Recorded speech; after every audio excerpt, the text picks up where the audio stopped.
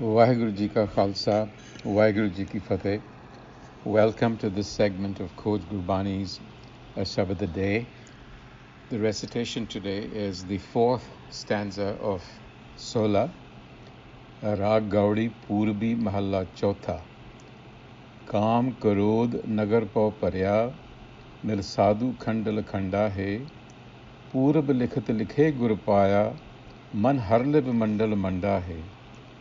कर साधु अंजलि पुन वड्डा है कर डंडौत पुन वड्डा है रहाओ साकत हर साध न जाणिया तिन अंतर हाव में कंडा है ज्यों ज्यों चलह चुभे दुख पावै जमकाल सह सिर डंडा है हर जन हर हर नाम समाणे दुख जन्म मरण भव खंडा है अविनाशी पुरख पाया परमेसर बहु शोभ खंड ब्रह्मंडा है हम गरीब मस्कीन प्रभ तेरे हर राख राख वड वड्डा है जन नानक नाम आधार टेक है हर नामे ही सुख मंडा है. We observed in the previous stanza, in the Rahau line, that it was centered on Kaisi Aarti Hoy, which could be interpreted as a question as to what is the right mode of worship or an expression of awe, vismad. In either case, Guru Nanak was delivering a message which was, why dumb down the expanse and beauty of creation by mimicking it as a man-made ritual? Instead, expand your perception and tune into the original, which is creation. And so he leaves absolutely no doubt that the best worship, indeed the only worship, is what pleases you, reminding us yet again that walking in hukam is the only religion. In this fourth verse of Sola, which is in Rag Gaudi Purbi, a variation of Rag Gaudi, it is believed that this was composed by the fourth Nanak, Guru Ram Das, during a meeting with a landlord on his way from Goindwal to Amritsar. So the Sakhi goes. And this was composed as a way of instructing the landlord, and by extension it is an instruction to us, on the need to strive for moral excellence through habitual striving and devotion to truth.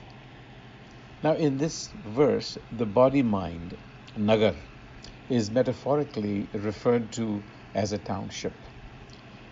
And this Nagar is overrun with teeming hordes of lust and anger. Desire would be the better word. Kam Karodh, that eats away at its inner fabric. Now, such a description of the body-mind complex is quite frequent in Gurbani and is used to reflect a mind that is untrained and uncultured in the broadest sense of the word. And the only way to break the hold of Kam Karodh, Khandala Khanda, is to turn to the Guru. Mil Sadhu Khandala Khanda Hai. So you have to turn to the Guru. But this does not happen automatically. It requires a certain degree of resolve, a certain degree of determination, just like for anything, for this to happen. And it is only then that the desired state will be achieved. Purab likhat likhe gur paya.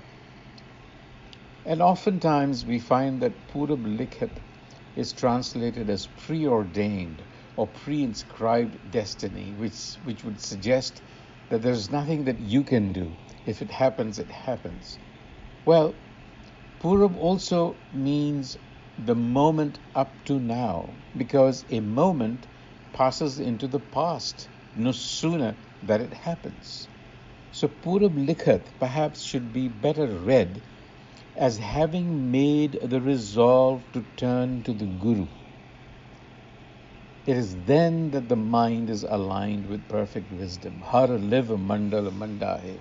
It is in the desired place. So striving for the Guru's wisdom and knowledge becomes for us a moral imperative and the highest good. Kar sadhu anjali pun vadda hai. Kar dandot pun vadda hai. Now there is a caution here, and that is to approach and accept Guru wisdom with reverence and humility. Anjali dandot, signifying reverence, humility, and receptivity. So now one might ask, what really is holding us back from making this resolve?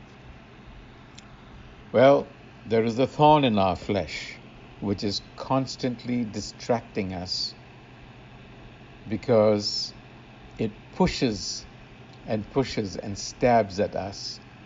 It is called haume, or our ego pride. That is what gets in the way.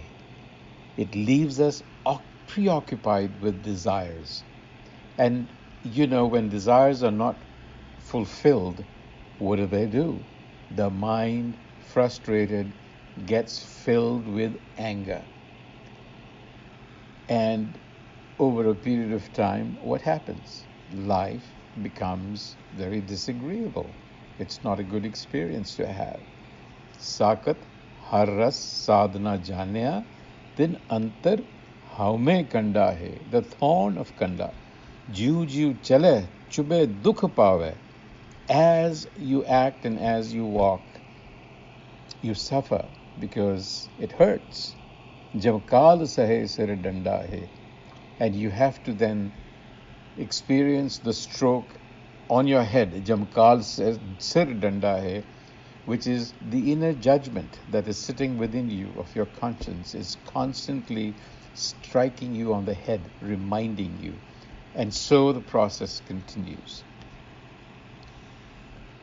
And in conclusion, the Guru tells us that the knowledge of the self is the moral compass for leading a life in tune with Hukam.